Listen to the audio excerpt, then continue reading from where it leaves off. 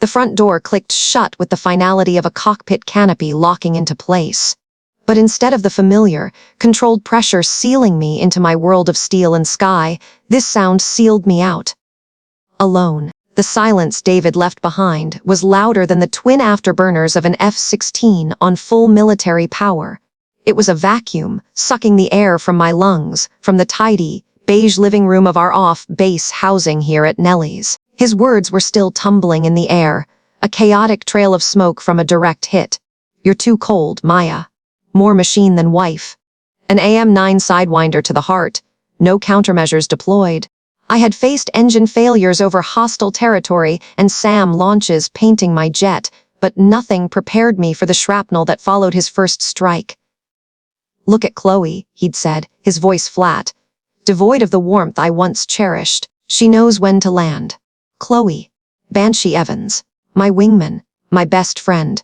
The one who shared beers with me at the officers' club after a grueling week. The one who understood the language of G-forces and sortie rates. The one who was supposed to be watching my six. David's words didn't just suggest an affair, they were worse.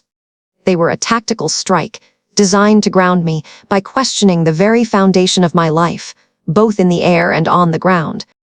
The house was a sterile environment, a perfect reflection of the machine he accused me of being.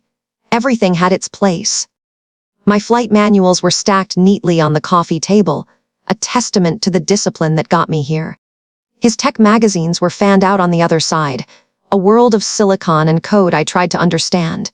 We were two different operating systems trying to run on the same hardware. It was bound to crash.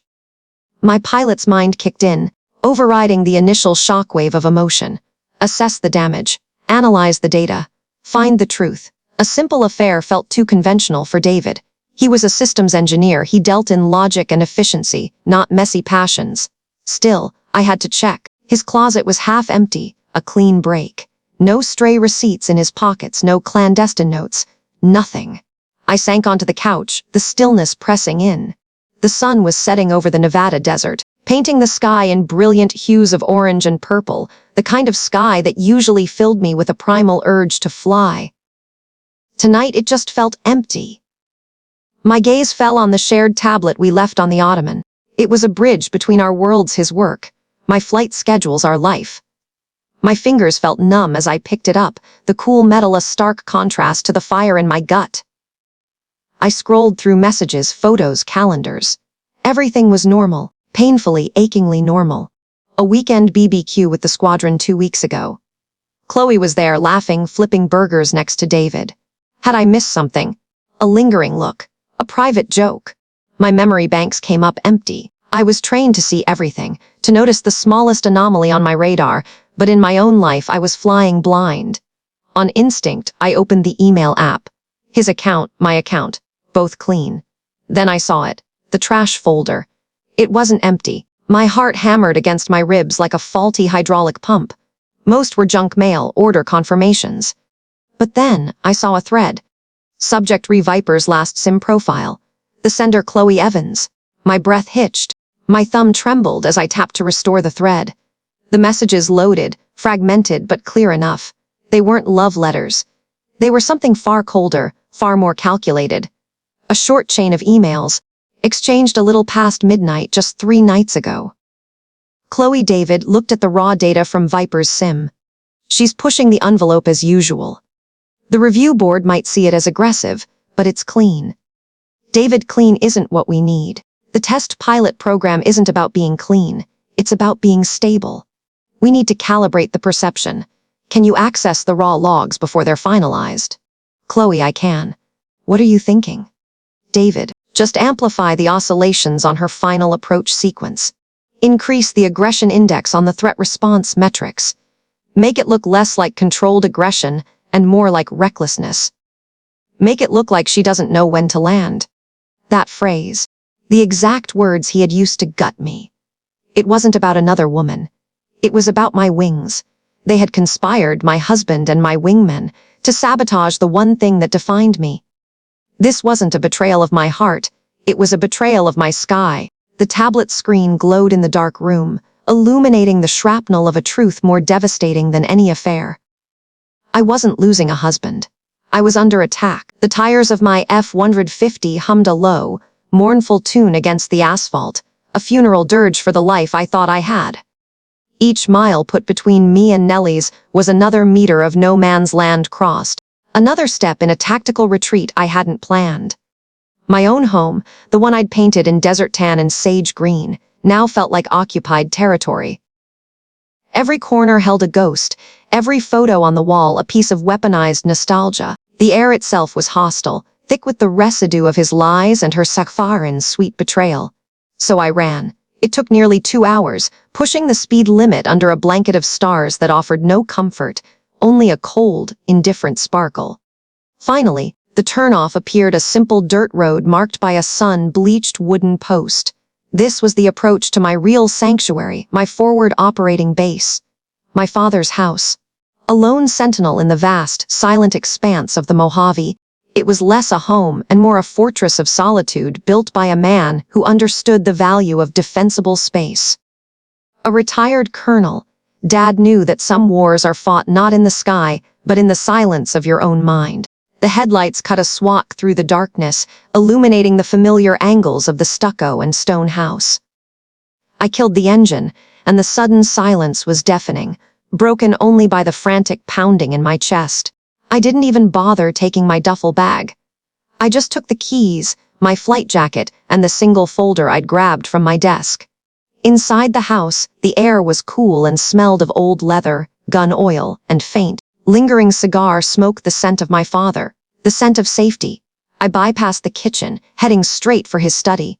A single glass and a bottle of bourbon sat on the heavy oak desk. Dad was always prepared. I poured 2 fingers, neat. The amber liquid a stark contrast to the cold dread coiling in my gut. Sinking into his worn leather chair, I placed the folder on the desk and opened it. It contained nothing but blank paper. The review would happen in my head, where the evidence was stored. It was time for an after-action review. Mission: build a life and career alongside Captain David Rourke, my partner and fellow pilot. Execution: mission has ended in catastrophic failure. Asset compromised. Objective lost. What was supposed to happen? Partnership. Mutual support. 2 pilots watching each other's six, in the air and on the ground. What actually happened?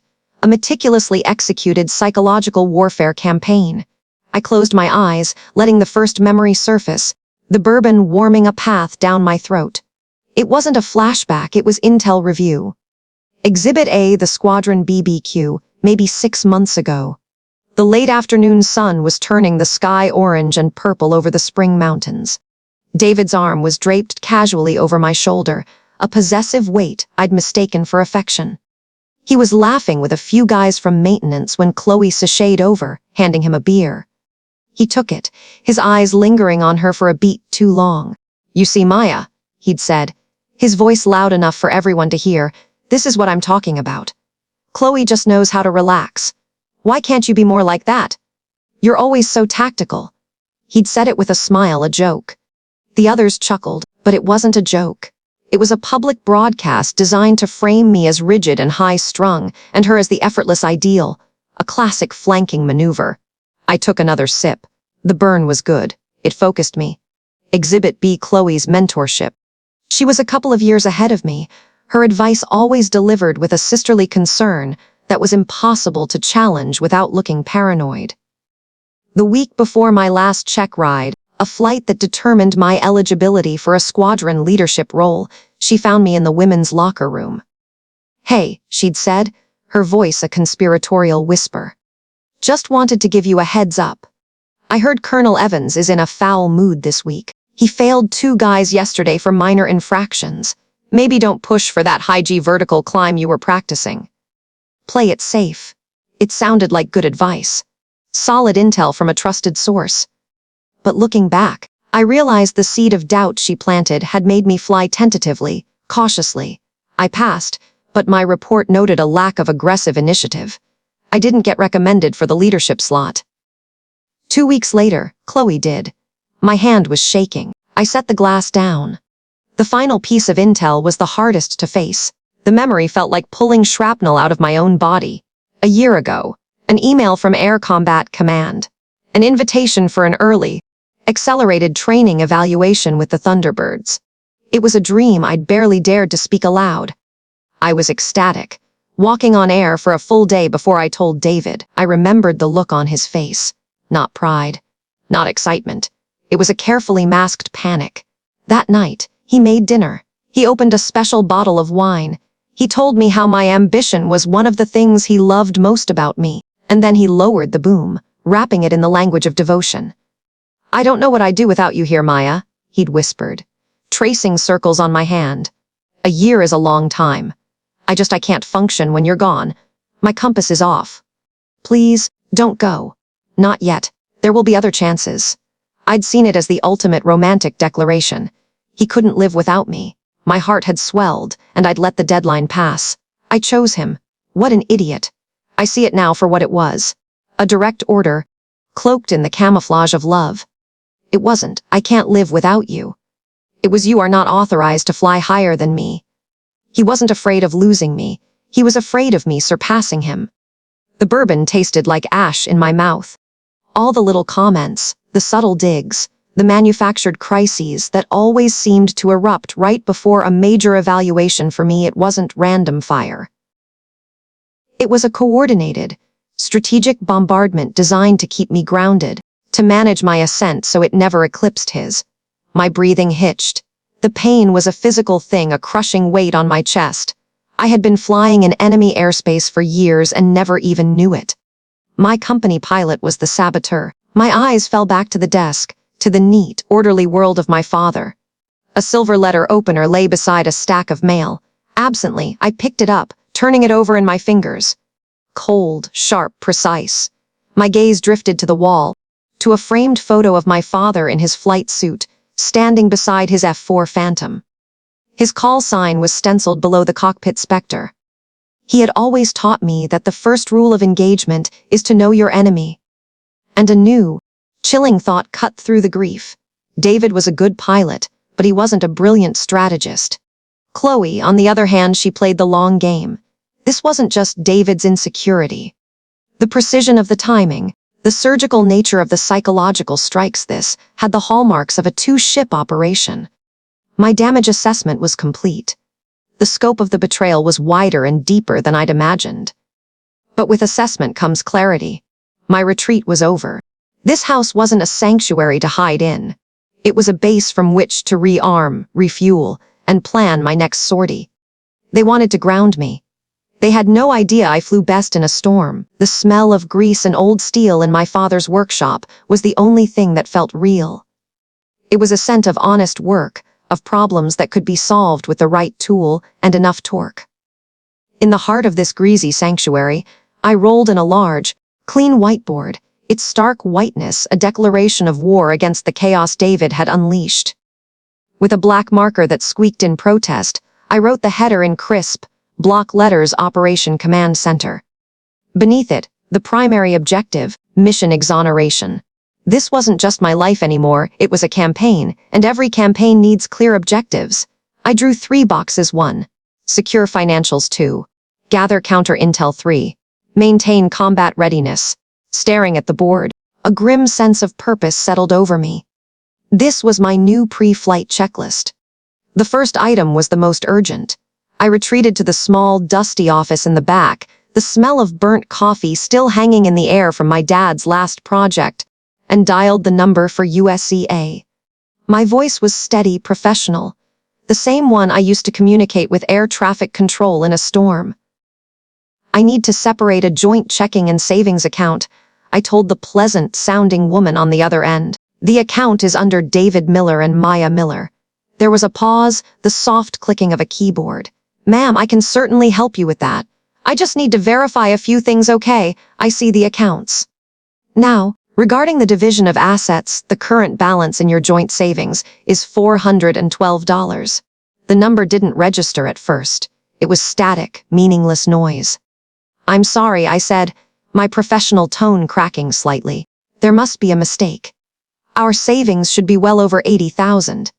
"I'm showing a series of large withdrawals over the past 2 weeks, ma'am," she replied, her voice now tinged with practiced sympathy.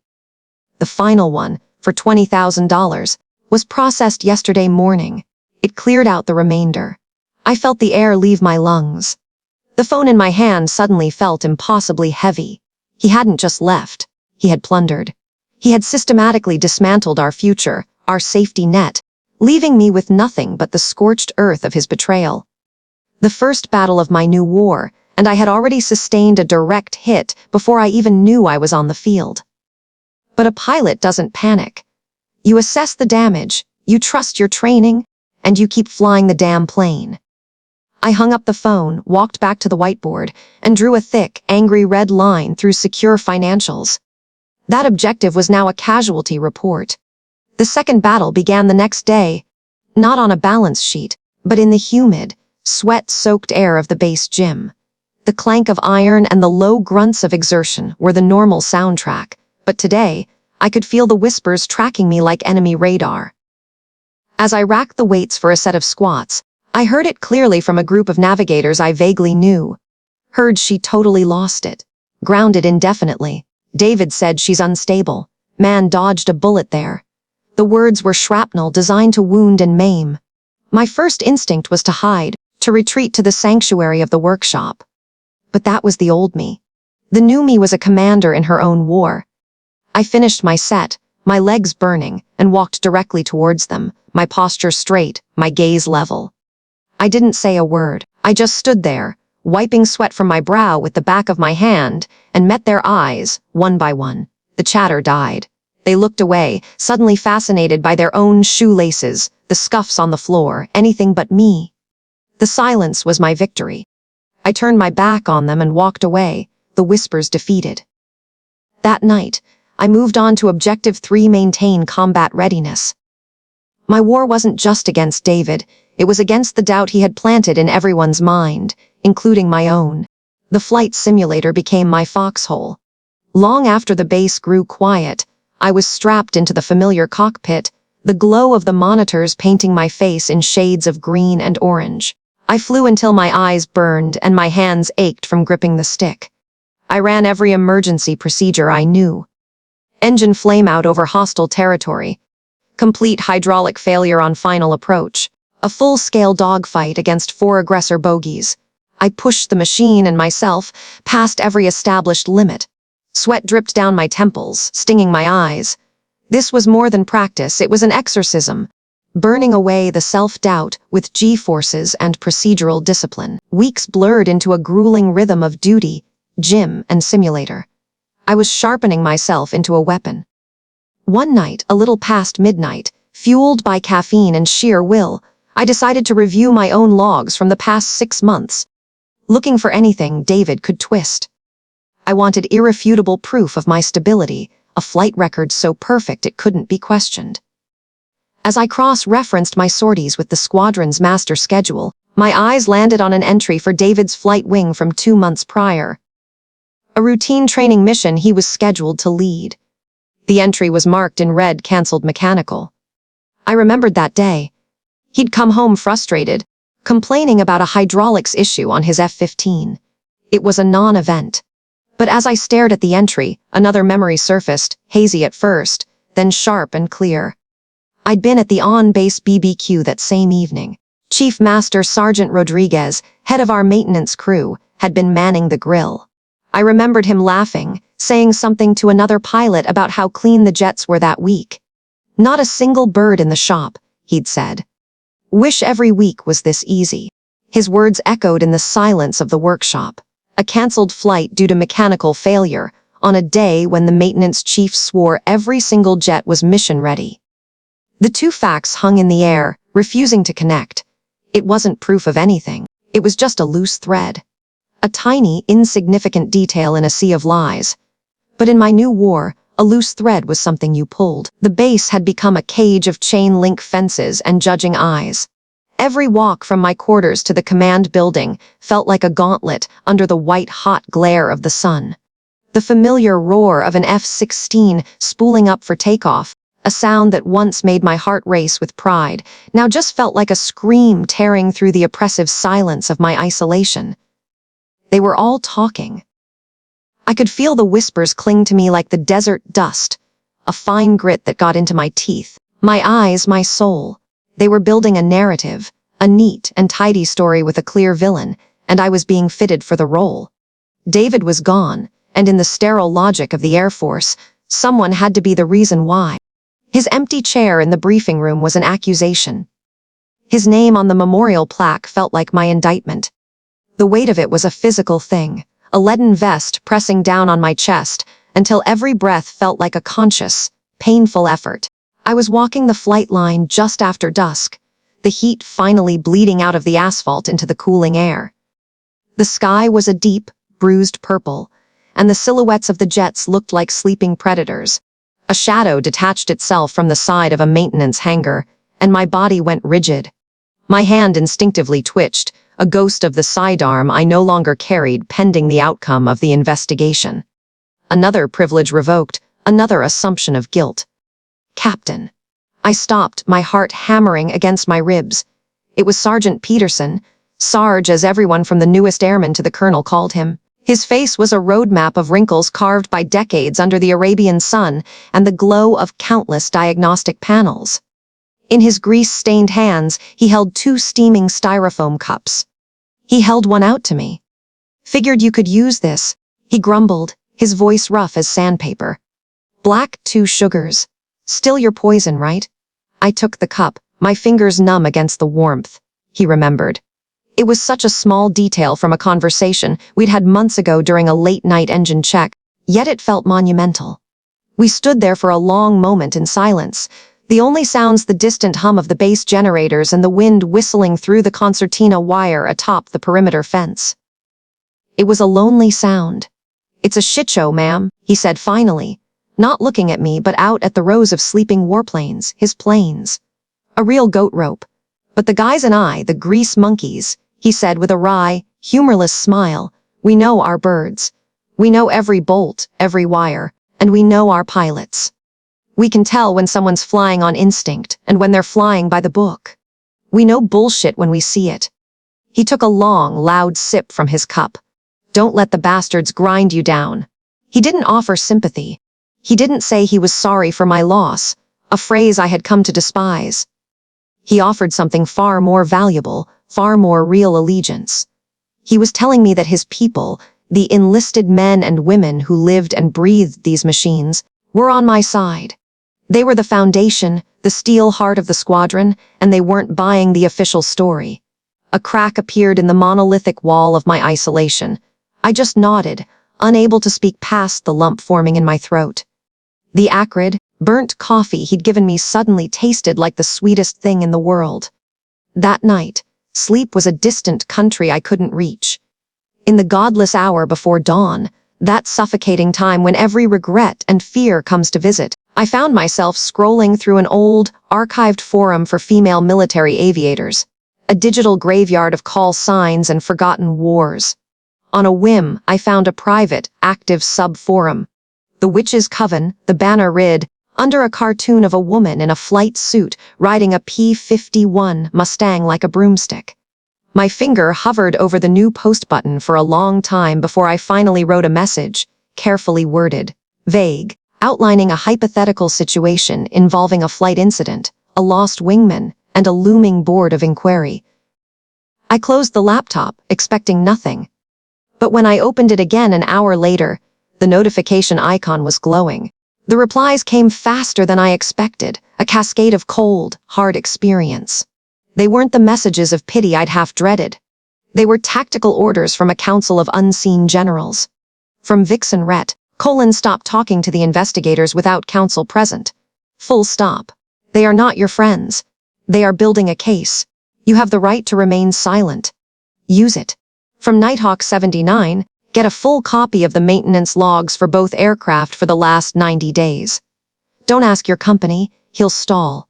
File the request directly with the maintenance command under the Freedom of Information Act. Paper trail is everything. Bury them in their own bureaucracy. Another, from a call sign Athena, they will try to use your grief against you in the hearing. They will twist your loyalty to David into a story of recklessness. Do not engage on an emotional level. When they ask how you felt, you state the facts of your actions. This is not a hearing. It is a battle. Fight it that way.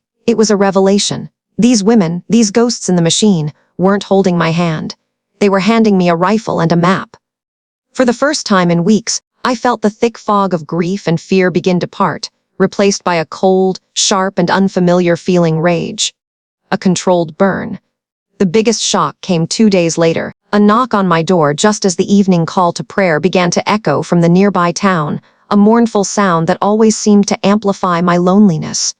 It was my younger brother, Ethan.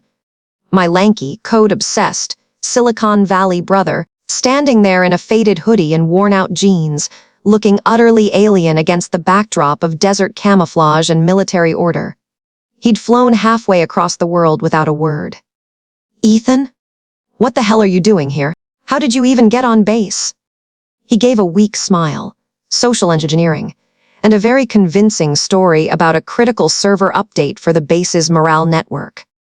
He pushed past me, dropped his backpack on the floor, and pulled out a sleek, black laptop that looked more advanced than anything in the command center. He didn't bring up David. He didn't ask how I was, for which I was eternally grateful. He just plugged it in, the screen flaring to life with a cascade of bright green text on a black background. He looked at me, his eyes clear and intense, a look I hadn't seen since we were kids trying to crack the final level of a video game. "Sis?" he said, his voice quiet but firm, cutting through all the noise in my head. I read the preliminary report leak online. It's bullshit. They're building a story, not finding the truth. So forget their questions. Forget their narrative. He gestured to the humming laptop. "Show me the data. The black box recorders, the comms logs, the sensor telemetry, the diagnostic outputs from the ground crew. Everything. Every war is an information war now." He looked me straight in the eye. "They have their story. Let's find out what story the data tells." For a week, there was a fragile peace. A quiet so profound it felt unnatural, like the held breath before a lightning strike. My leg was getting stronger, the limp less pronounced. In the simulator, I was pulling maneuvers that were smoother than before the crash. A dangerous little seed of hope had started to sprout in the barren ground of my life. I should have known better. Hope is a liability in a war zone, and I was in the middle of one. The first shell landed on a Tuesday morning, not with a bang, but with the sterile chime of an incoming email. The subject line was cold and bureaucratic formal inquiry regarding flight readiness captain. Maya Torres. It was from the company's office. My heart hammered against my ribs, a frantic bird trapped in a cage. I opened it, my hand trembling so badly the mouse skittered across the pad. Attached was a PDF, a summary of the evidence prompting the inquiry. It was all there, pages of falsified telemetry, twisted simulator logs, and incident reports I'd never seen before, all painting a picture of a pilot who was erratic, unstable, and a danger to herself and others. David's digital signature was on the initial flagged reports. He had weaponized the very system designed to protect us. Colonel Evans called me into his office around 3 in the afternoon. He had the decency to look uncomfortable, his gaze fixed on a point just over my shoulder. "Captain," he began, his voice flat, "this is procedural. A board will convene. You'll have a chance to present your side. But until this is resolved, you're grounded.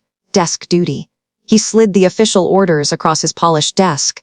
The words swam before my eyes. Grounded. It was a death sentence delivered on government letterhead. "Sir, this data is fabricated," I said, my voice barely a whisper. "This is personal." He finally met my eyes, and for a second, I saw a flicker of sympathy. But it was extinguished as quickly as it appeared. "My hands are tied, Maya. The evidence is on the paper in front of me. That was just the air campaign." The ground assault began the next day. It was quieter, more insidious. Jackson caught me by the coffee machine in the ready room, his face etched with worry. "You okay, T-Rex?" he asked, using my old call sign. There are whispers. He didn't need to elaborate. I could feel it. The way conversations stopped when I entered a room, the sideways glances, the sudden, intense interest in the floor whenever I approached.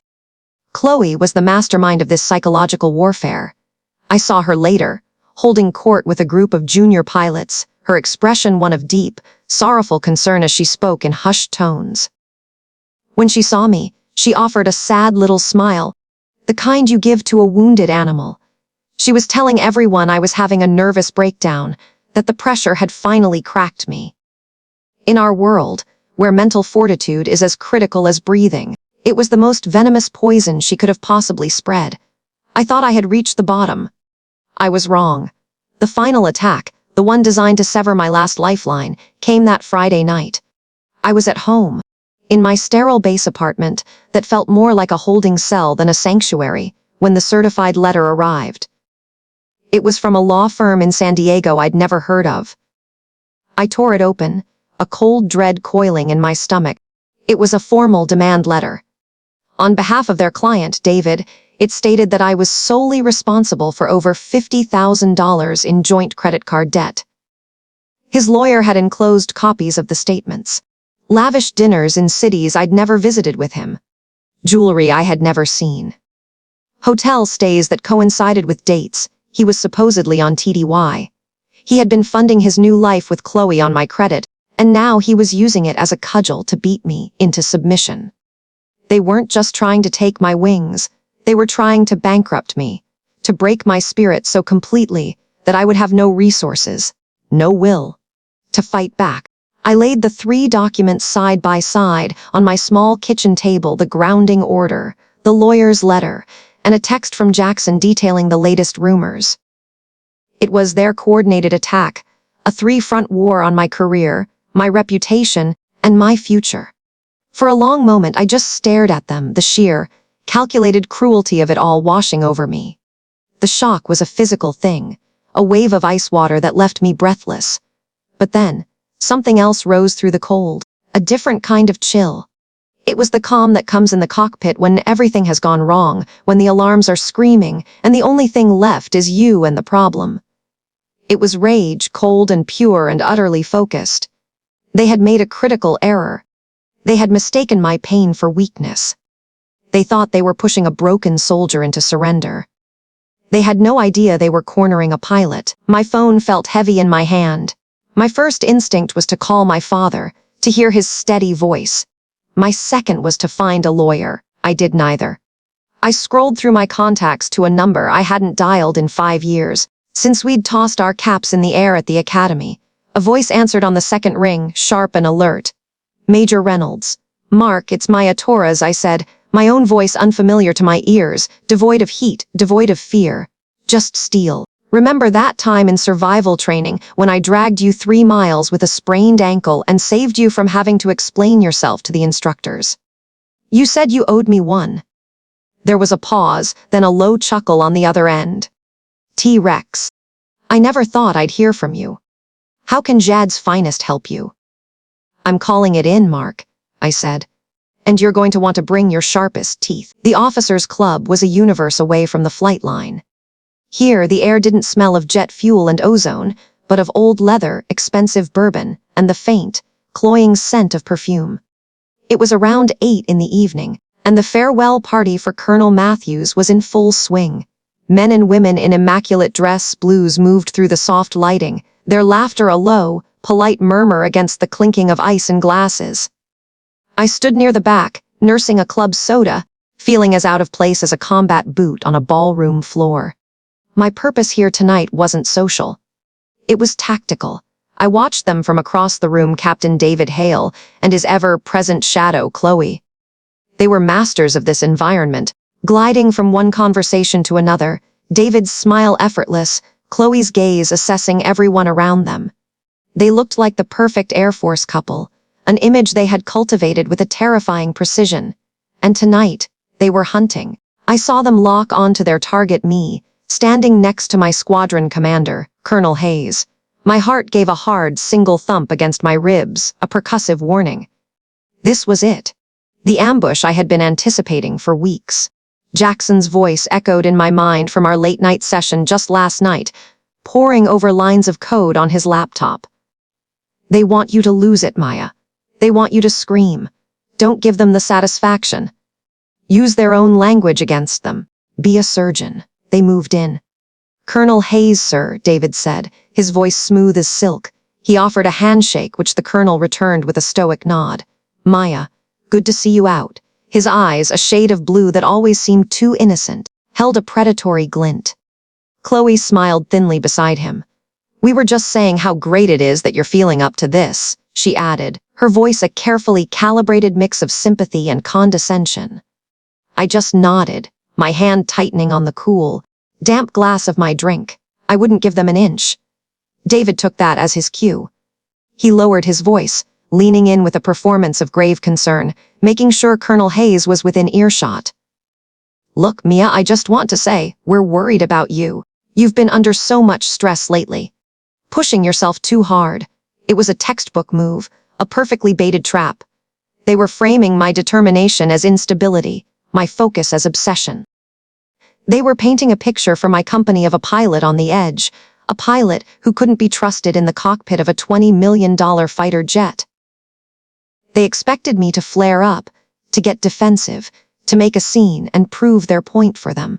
I felt the colonel's eyes on me, his gaze neutral but heavy with expectation. The entire room seemed to fade away. It was just the four of us, locked in a silent battle beneath the polite veneer of a party. I took a slow, deliberate breath, letting it fill my lungs. I set my glass down on a nearby table with a soft click. Then, I turned my body slightly, addressing my commander directly, effectively dismissing David and Chloe from the primary conversation. My voice, when it came out, was devoid of emotion. It was the voice I used in the cockpit, calm, clear, and precise. "Sir," I began, "I appreciate Captain Hale's concern for my well-being." I let a beat of silence pass. "However, I believe the stress he is referring to may be directly related to the anomalous data from my last performance evaluation in the simulator."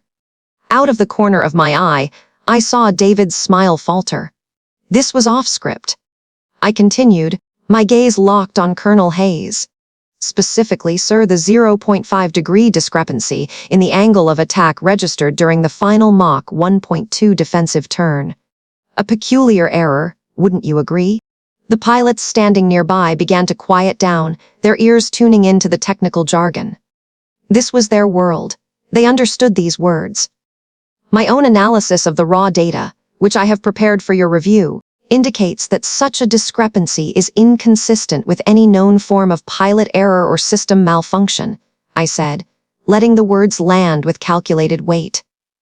In fact, the data signature is only consistent with one possibility, a manual, unauthorized parameter override entered directly into the simulation's source code prior to my session. The silence that followed was absolute. The soft music from the speakers seemed to have vanished. David's face was pale, his confident mask crumbling to reveal the panic underneath. Chloe stared at me, her mouth slightly agape. I had them. I had them cold. I delivered the final, finishing blow, wrapping the truth in the very values they pretended to uphold. "In the Air Force, sir, our first core value is integrity first. It's the bedrock of everything we do. The trust we place in each other in the air and on the ground." I finally turned to look at David and Chloe, my eyes meeting theirs. I have reason to believe that value was deliberately compromised. The air crackled. Colonel Hayes's face was an unreadable stone carving. He looked from my steady gaze to the shattered composure of the two captains. He didn't raise his voice. He didn't have to. The quiet authority in his next words was more powerful than any shout. "Captain Hale." "Captain Vance," he said, his voice dangerously low. "My office. Tomorrow morning, 0800. Be there." He gave them one last withering look, then turned and walked away, the crowd parting before him like the Red Sea. David and Chloe were left exposed, stranded in the middle of the room, the whispers starting to rise around them. For a moment, I felt a cold, hard kernel of victory. But as I turned to leave, my eyes met Chloe's. The shock on her face had been replaced by something else, something far more terrifying. It was pure, unadulterated hatred. And in that silent gaze, she made a promise. This wasn't the end. It was just the beginning of a different kind of war. The hearing room felt like a vacuum-sealed chamber where all the air had been sucked out, leaving only the ringing in my ears. Calling David out publicly, in front of the entire review board, wasn't a calculated move. It was a detonation. A desperate, last-ditch act of a cornered animal.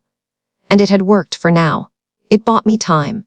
The official investigation, once a slow-moving glacier aimed at crushing my career, had been forced to pivot.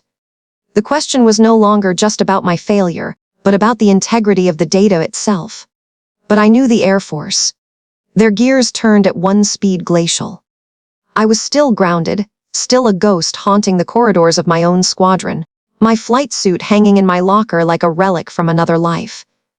I couldn't just sit and wait for the bureaucracy to confirm what I already knew in my gut. Justice in the military is a complex machine. Sometimes you have to give it a push. That push was my brother Leo. He arrived at my off-base rental late one evening, looking more like a Silicon Valley coder on a coffee binge than the brother of a fighter pilot. He was all hoodie, dark-rimmed glasses, and the nervous energy of someone who speaks fluent binary. In his hands was a laptop that probably had more processing power than the base's primary server. "Okay, sis," he said, dropping his backpack on my sparse coffee table. "You threw the grenade. Now let's see what got blown up. Give me everything you've got on this David guy. His call sign, his network ID, his favorite brand of protein shake. I want to know when he breathes."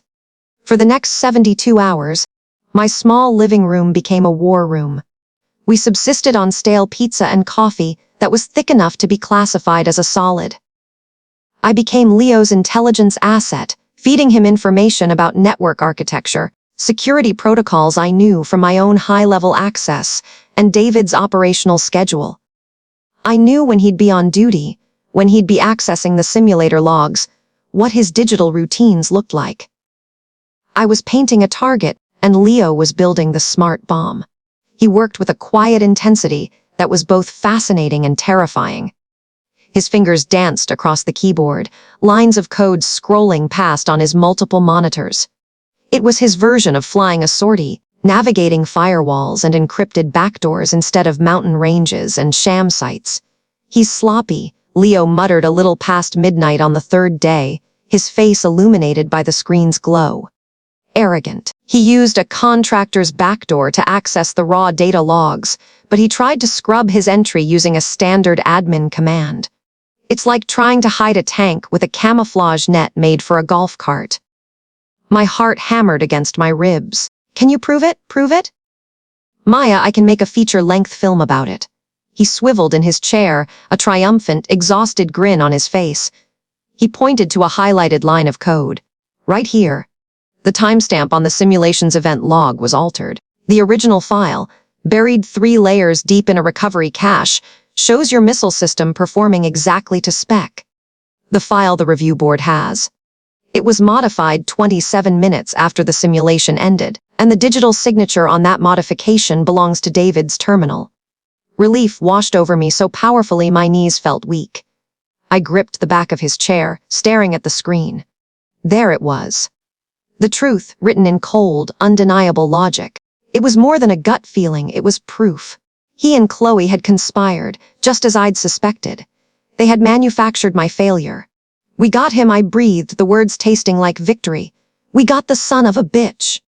"Yeah, we got him," Leo said, but his eyes were still scanning the screen, his triumphant smile fading into a frown of concentration. "But hold on, there's something else here." The data tampering was just loud. It was meant to be found by any serious digital forensics team. It was a distraction. A distraction. From what? I asked, my brief moment of celebration evaporating. Leo didn't answer.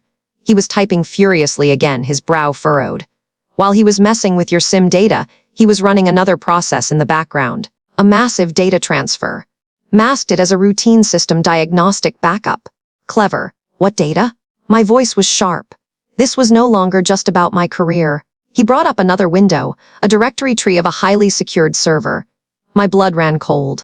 I recognized the project name instantly. Project Nightfall. It was a next-generation laser targeting system, a black-budget program so secret that even most pilots with top-secret clearance didn't know it existed. I only knew about it because my expertise in advanced avionics had looped me into some of the preliminary systems integration meetings. "Leo, what am I looking at?" I whispered, though I already knew the answer. "He downloaded the entire R&D folder," Leo said, his voice grim. "Blueprints, performance specs, source code for the guidance software. Everything. He didn't frame you because he had a grudge, Maya. He framed you because you were the only other pilot on this base with the access and the technical intuition to notice a multi-terabyte data transfer happening on a server that was supposed to be dormant. I sank onto the couch, the pizza box crinkling under my weight. The world had just tilted on its axis. This was never about a rivalry, or a promotion, or a stupid personal vendetta. It was espionage. The simulation was never the target. I was the obstacle he needed to remove to commit treason. And now, I was the only one who knew. The verdict came down not with a bang, but with the sterile rustle of paper. I stood at attention in a windowless room at Nellie's, the air thick with the scent of floor polish and strained formality. The board president, a colonel with eyes like chips of granite, read the findings in a clipped monotone. The audio recordings, the financial trails, the sworn testimonies, it all unspooled into a neat, undeniable narrative. Chloe's conspiracy, David's greed. My name cleared. Not just cleared. Commended. I didn't look at Chloe, but I could feel the heat of her stare from across the room. When I finally risked a glance, there was no remorse in her eyes. Just a cold, brittle fury. The fire of a star collapsing in on itself. They escorted her out a side door, her career reduced to a dishonorable discharge and a court-martial for perjury and conduct unbecoming. David was already gone, picked up by federal agents a week earlier. Jake had told me they took him from his office in the middle of the afternoon. No drama, just quiet, irreversible efficiency. Their downfall was as swift and total as a catastrophic engine failure. They handed me a piece of paper with my commendation on it. It felt heavier than it should, a flimsy bandage over a wound that went clear through to the bone. Victory didn't taste sweet. It tasted like ash and jet fuel. There were no triumphant parties, no back-slapping celebrations at the officers' club. The guys were supportive, a quiet nod here, a shared beer after hours there, but we all knew this wasn't something to toast. It was a cancer that had been cut out, leaving a ragged hole in the squadron's soul. My victory wasn't in their ruin, it was simply in surviving. 6 months can feel like a lifetime in the Air Force. The scrubby desert and neon glow of Las Vegas faded into memory, replaced by the stark, magnificent emptiness of the Mojave. Nellie's was the present, the sharp edge of the spear. Edwards Air Force Base was the future. Here the hangars didn't house neat rows of F-16s. They hid secrets, prototypes with shapes that defied logic, machines designed to fly on the ragged edge of possibility. The air itself felt different, charged with the hum of innovation and the ghosts of legends like Jaeger who had torn holes in the sky right above this ground. I was no longer at Nellie's, I had been selected. The dream I thought they had murdered, the test pilot school, was real. I was standing on the flight line late one afternoon, the sun painting the distant mountains in shades of orange and purple, watching a maintenance crew swarm over an aircraft that looked more like a folded paper dart than a fighter jet. This was my new home. This was my new sky. Today was the day. My first flight in an experimental airframe. The process was a familiar ritual made strange by new technology. The standard G-suit was replaced by a full-pressure suit, a cumbersome second skin that hissed softly as it was connected to the life support systems. Climbing into the cockpit felt less like strapping into a jet, and more like being integrated into a machine. The canopy lowered with a pneumatic sigh, sealing me in a world of glass screens and hushed oxygen. My new call sign was Spectre. I liked it. It felt fitting. Spectre, you are cleared for takeoff. The tower's voice crackled in my helmet, calm and professional. I pushed the throttle forward. The acceleration was unlike anything I had ever felt, a savage, unrelenting force that pinned me to my seat. The earth fell away, and the vast, blue canvas of the desert sky opened up before me. For the first time in almost a year, the noise in my head went silent. The betrayal, the investigation, the fight for my name, it all dissolved into the engine's roar. This was where I belonged. The sky wasn't the limit, it was the entire point. I felt a profound sense of peace settle over me. I was home. I put the jet through its initial paces, a gentle dance to get a feel for its temperament. Responsive. Powerful. A true thoroughbred. As I banked over the shimmering salt flats, a sudden jolt shook the airframe. An amber light flashed on my main display, then another, and another. A cascade of warnings, a Christmas tree of failures. Main hydraulic pressure was plummeting. The stick in my hand went stiff, then sluggish. A cold knot formed in my stomach. Tower, Spectre. I have a major hydraulic failure, multiple system warnings, I said, my voice betraying none of the adrenaline flooding my veins. My training took over, my hands and feet moving with an instinct honed over 1,000 hours in the air. I was fighting the controls, fighting to keep the nose level. Copy that, Spectre, the ground controller replied. His voice was too calm. Oddly, unnervingly calm. We're reading the telemetry. Work the problem. There was a click on the channel, and then a new voice cut through the static. It was a voice I hadn't heard in 5 years, a voice I thought I'd never hear again. A ghost from my days as a cadet, a mentor who had vanished under a dark cloud of classified controversy. She always was good under pressure, the voice said, a low baritone that sent a chill down my spine. Let's see what else you've got, Maya. That's not a malfunction. Welcome to the program. Your real test has just begun.